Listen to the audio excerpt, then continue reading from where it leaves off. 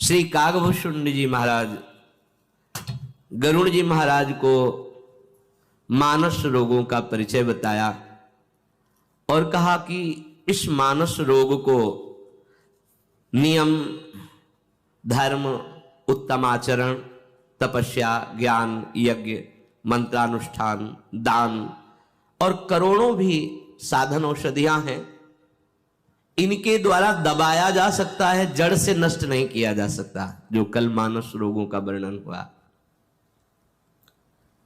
अगर ये कहीं जड़ से नष्ट होने वाली बात है तो फिर उसके लिए विधान है।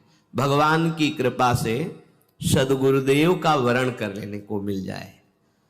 सदगुरुदेव जो शत मार्ग में आरूढ़, जो शब्द ब्रह्म के पारगामी विद्वान और परब्रह्म के अनुभूत, ऐसे सदगुरुदेव का मिलन हो जाए और हम उनको मन वचन कर्म से वरण कर लें, अर्थात उनकी आज्ञा पालन करें।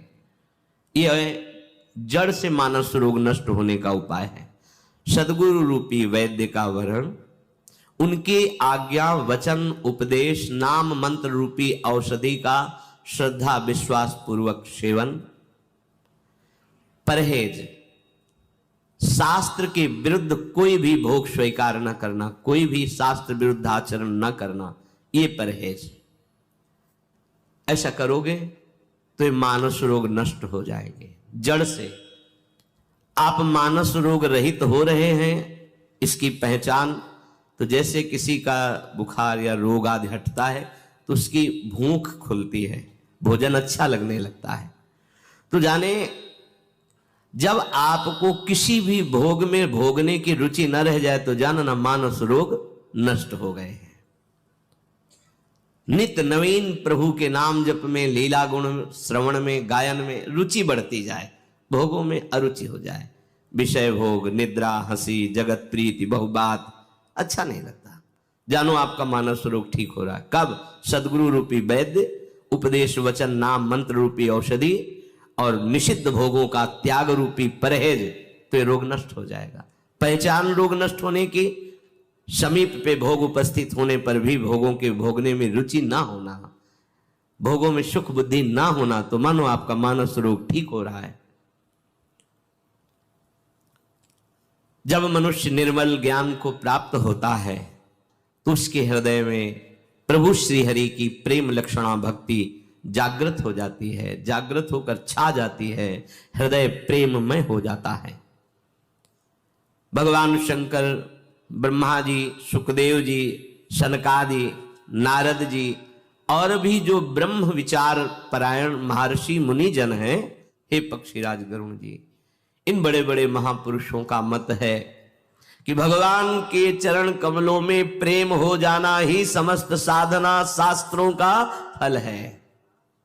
श्रुति पुराण सभी ग्रंथ कहते हैं, यदि हृदय में भक्ति का प्रादुर्भाव नहीं हुआ, प्रेम का प्रादुर्भाव नहीं हुआ, तो सो सब धर्म कर्म जल जाओ, किसी काम के तुम्हारे धर्म कर्म नहीं रहे।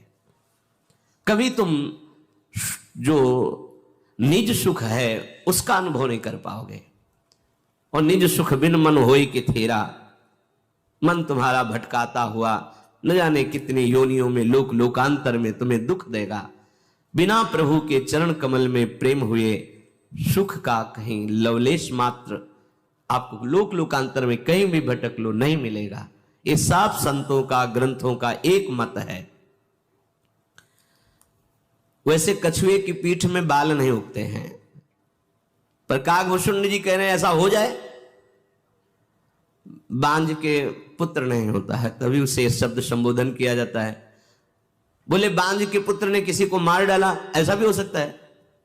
बांझ तो तभी कहा जाता है जब जिसके पुत्र नहीं। आकाश में बड़े सुंदर सुंदर फूल खिल जाए, असंभव, फिर भी ऐसा हो सकता है। परंतु हरि का भजन जिसने नहीं किया वो किसी भी लोक में कभी भी सुखी नहीं हो सकता। अर्थात ये असंभव संभव हो जाए, पर बिना भजन किए तुम्हें सुख नहीं मिल सकता।